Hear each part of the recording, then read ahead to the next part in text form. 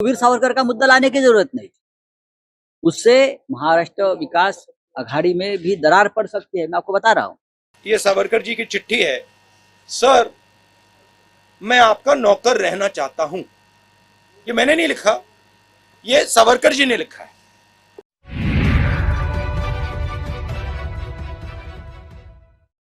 नमस्कार, इन खबर में आपका स्वागत है। कांग्रेस की भारत जोड़ो यात्रा के दौरान राहुल गांधी ने जो कुछ महाराष्ट्र में वीर सावरकर के लिए कहा, उसको लेकर के विवाद बड़ा हो गया है और शिवसेना उद्धव गुट ने साफ कर दिया है कि यदि इसी तरीके से कांग्रेस का रवैया रहा तो एमवीए यानी कि महाविकास अघाड़ी में दरार आ सकती है। तो क्या शिवसेना अलग हो जाएगी यूपीए से? और वीर सावरकर के माफीनामा की बात कितनी सही है? क्यों दोनों पक्ष अपने अपने हिसाब से बातें करता है? राहुल गांधी ने आखिरकार ऐसा क्या कहा जिसको लेकर के इतना विवाद बढ़ गया? इन्हीं दोनों मुद्दों पे बात करेंगे, लेकिन सबसे पहले राहुल गांधी को सुनिए। ये देखिए, ये मेरे लिए सबसे जरूरी डॉक्यूमेंट है। ये देखा आपने? दिख रहा है आपको? और इसमें आप देख लीजिए, ये सावरकर जी की चिट्ठी है जिसमें उन्होंने अंग्रेजों को लिखा है। और मैं पूरी चिट्ठी आपको पढ़नी होगी, देख लीजिए, मैंने हाईलाइट भी कर रखी है, मगर मैं सिर्फ आखिरी लाइन पढ़ना चाहता हूं। अंग्रेजी में लिखी है तो मैं अंग्रेजी में बोल देता हूं। I beg to remain, sir, your most obedient servant, VD. Savarkar. Hindi में ट्रांसलेशन कर देता हूं। सर, मैं आपका नौकर रहना चाहता हूं। ये मैंने नहीं लिखा, ये सावरकर जी ने लिखा है। तो इसको आप पढ़ लीजिए, देख लीजिए। अगर फडणवीस जी देखना चाहते हैं इसको, वो भी देख लें। तो मैं तो इसमें बहुत क्लियर हूं, सावरकर जी ने अंग्रेजों की मदद की थी। सुना आपने? वो दिखा रहे हैं साफ साफ माफीनामा, काफी आक्रामक भी दिख रहे हैं। अब जब संजय राउत आए सामने तो उन्होंने क्या कहा, उनको भी सुन लीजिए। बयानबाजी की बात नहीं है ये। महाराष्ट्र में आकर वीर सावरकर के बारे में इस प्रकार से इल्जाम लगाना, सावरकर जी की बदनामी करना, ये न महाराष्ट्र को मंजूर है, न शिवसेना को मंजूर है, हम सबको मंजूर है। महाराष्ट्र के कांग्रेस नेता भी उनका समर्थन नहीं करेंगे। कोई जरूरत नहीं थी। भारत जोड़ो यात्रा जिस मकसद से निकली है वो है, ये देश जा रहा है तानाशाही की तरफ।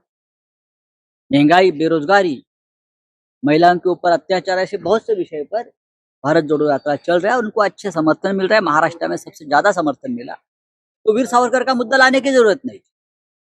उससे महाराष्ट्र विकास अघाड़ी में भी दरार पड़ सकती है, मैं आपको बता रहा हूँ।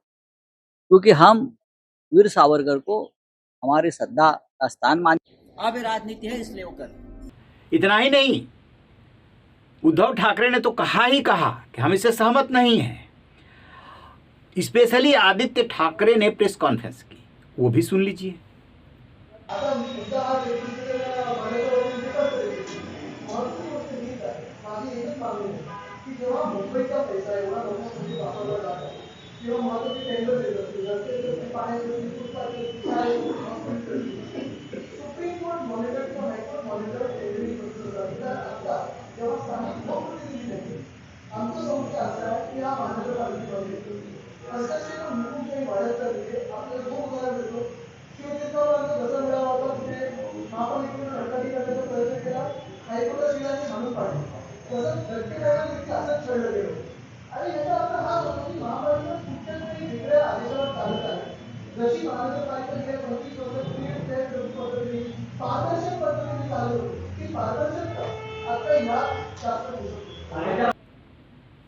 अब आपने सुना। अब सबसे बड़ा सवाल यह है कि इससे एमवीए पे क्या असर होगा या यूपीए पे क्या असर होगा। तो आपको बता दें कि जिस तरीके से संजय राउत जेल से बाहर निकल करके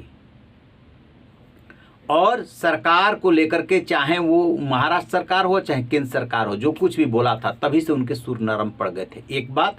दूसरी बात, जिस तरीके से शिवसेना में टूट हुई उसको लेकर के बेशक उद्धव गुट जो है एकदम तन के खड़ा है, लेकिन अंदर खाने बहुत कमजोर हुआ है।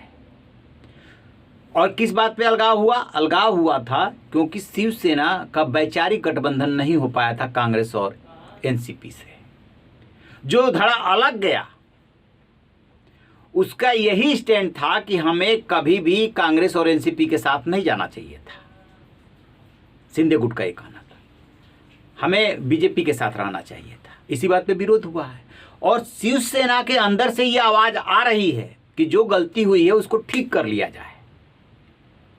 तो यदि ऐसे ही विवाद ये बढ़ा तो एक संभावना इस बात की भी है कि शिवसेना कहीं ना कहीं उधर जा करके छटपटा रही है और कभी भी कुछ भी फैसला कर सकती है। इसी के मद्देनजर शिवसेना जो है तन के खड़ी हो गई। ठीक है कि अभी विपक्ष में थे, बीजेपी पे वार किया कि उसका नकली सावरकर प्रेम है, अदरवाइज पिछले 10 सालों से जो है शिवसेना मांग कर रही है भारत रत्न देने के लिए वीर सावरकर को। क्यों नहीं दे रही है केंद्र सरकार? 8 साल से केंद्र में मोदी सरकार है। तो एक तो ये बात आए। अब बात ये आती है कि वीर सावरकर ने क्या सचमुच में माफी मांगी थी? फिर इंदिरा गांधी क्यों उनकी इतनी पैरोकारी कर रही थी?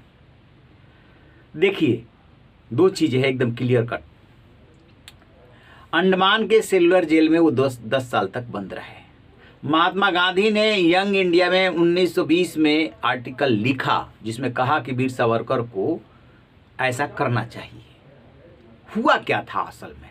क्योंकि होता क्या है कि राजनीति में वार पलटवार के चक्कर में कभी भी असलियत आम आदमी को पता नहीं चल पाती। एक हिसाब से कहेंगे तो वो याचिका थी और आलोचना के लिहाज से कहेंगे तो वो माफीनामा था। हुआ ये कि जॉर्ज पंचम के आने के बाद और प्रथम विश्व युद्ध के बाद कुछ ऐसी समस्याएं पैदा हुई थी कि उन समस्याओं के मद्देनजर सरकार ने बंदियों को यह अधिकार दिया था कि आप अपनी याचिका डाल सकते हैं रिहाई के लिए। उसी क्रम में पारिक घोष, जो अरविंद घोष के भाई थे, सचिन चंद सान्याल सरीखे बहुत सारे स्वतंत्रता सेनानियों ने याचिका डाली थी और वीर सावरकर ने भी याचिका डाली थी। उन्होंने अपने भाई नारायण राव को जो चिट्ठी लिखी थी, बकायदे इसका जिक्र किया है उसमें। तो उन्होंने याचिका डाली थी, इसमें कहीं कोई दो राय है ही नहीं। अब बात आती है इंटरप्रिटेशन की। कांग्रेस कहती है कि वीर सावरकर ने माफी मांगी थी, बीजेपी शिवसेना कहती है कि माफी नहीं मांगी थी। तो जब इसके तह में जाएंगे तो ये पता चलेगा कि सरकार ने बंदियों को एक सुविधा दी थी और ये अधिकार भी दिया था कि वो याचिका लगा सकते हैं।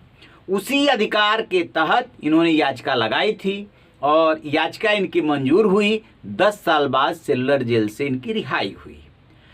अंडमान की सेलुलर जेल वो जेल है जहाँ पे कैदियों को बहुत ज़्यादा यातना दी जाती थी। बैल के जगह पे कोल्हू में इनको जोत दिया जाता था और राजनेता राजनीति कर रहे हैं अपने अपने हिसाब से। तो एकदम ये पक्ष स्पष्ट हो जाना चाहिए कि हाँ, वीर सावरकर ने याचिका डाली थी, रिहाई उनकी 10 साल बाद हुई थी, लेकिन महात्मा गांधी ने भी उसकी पैरोकारी की थी और वीर सावरकर से कहा था कि इन्हें इसका फायदा जरूर लेना चाहिए जो सरकार ने सुविधा दी है। क्यों नहीं, आपका वो हक है। इंदिरा गांधी ने वीर सावरकर की तारीफ की थी। इसके बावजूद आज देश जिस मुहाने पे खड़ा है वहां पे चूंकि कांग्रेस को सूट कर रहा है कि आलोचना कीजिए। तो राहुल गांधी की जो भारत जोड़ो यात्रा चल रही है अच्छी चली।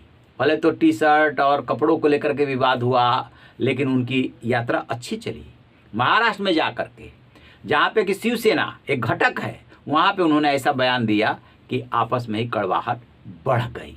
अब देखते हैं कि विवाद यहीं थम जाता है या ये दूर तलक जाता है, क्योंकि आपको याद होगा कि जब भी कांग्रेस को मौका मिलता है या बीजेपी को भी मौका मिलता है वो उनके नेताओं पे वार करती है। उसी क्रम में राहुल गांधी ने किया है, लेकिन वो ये भूल गए कि यह महाराष्ट्र है जहाँ पे कि शिवसेना उनके जो बना है गठबंधन उसमें पार्टनर है और ये कहीं भारी न पड़ जाए। तो आप रहिए बेखबर, देखते रहिए इन खबर। Thank you.